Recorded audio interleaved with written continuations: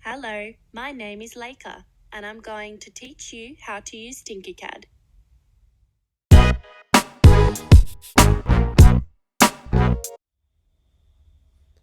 Hey team, so today we're going to try and make a sun. This is going to force us to use a couple different features that we haven't used before in TinkerCad. So to start off with, I'm going to grab a sphere and I'm going to move it into the middle of my work plane. Because we're going to be making a sun, I'm going to change the color. Yellow. I'm also going to lift it up. So in your world, you're going to want the sun to be off the base of your work plane. So you can see I brought it up. Now we're going to make real simple rays for our sun. Move the box over. Get smaller. Now I'm going to go to this angle so you can see. Now we want to move these directly under the sun. Now what's going to be fun today is we're going to create a series of these rays. But you'll notice that from different angles, it'll be in different spots. So we're going to have to really move around to make sure that they're actually lined up.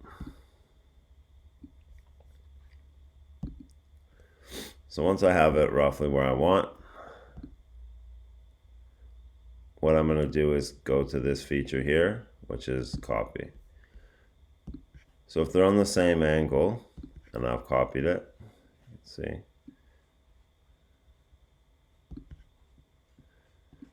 Then I can place them directly over each other. The tricky part today is going to be getting the angles right. So I want these to be directly in the middle. Now, I'm probably not going to get perfect, and that's the fun of this activity, is that I'll be able to keep moving around and see what it looks like for different angles. Now from here, I'm going to duplicate it again. Now this time what I want to do is I'm going to bring it up, and I want to rotate it. So watch carefully. I go to the degrees, I click on it, and then it now allows me to rotate it. So that's good for me. I'm going to duplicate this one. Oh, I brought the one to the top. I'm going to get rid of that. I'll duplicate this one from the side because it has the same angle. So I just directly bring it across. Now we're going to go have a look. Yeah, that's pretty good. It's not perfect, but it's good enough for me at this point. Now I'm going to duplicate this one. Now, when I bring it up, remember grabbing the little cone to move things up. I bring it here, and I'm going to turn it on angles. Remember, I go to the little top arrows, and then I select the angles. It can be a little bit finicky. When I have it, it allows me to move it. I'll bring it in. So I need to do the cone. Oops. So you're going to have to move around to different angles. Get the one you want. I'm going to zoom out too. Maybe I'm just too close.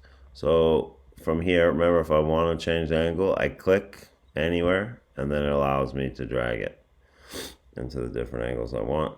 From here, I'm trying to bring it in, but I need the cone.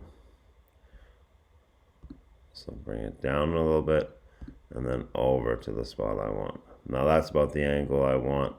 So I'm going to duplicate that, and it will be the same directly across. Now this is really starting to show angles and symmetry for students, but this is also really good at teaching spatial awareness. Finish it off by duplicating another one. And move it over. Now remember, when I want to change the angle, I go to these light little arrows which bring up the degrees. I click on the degree, and then now it allows me to drop. You can see it's finicky.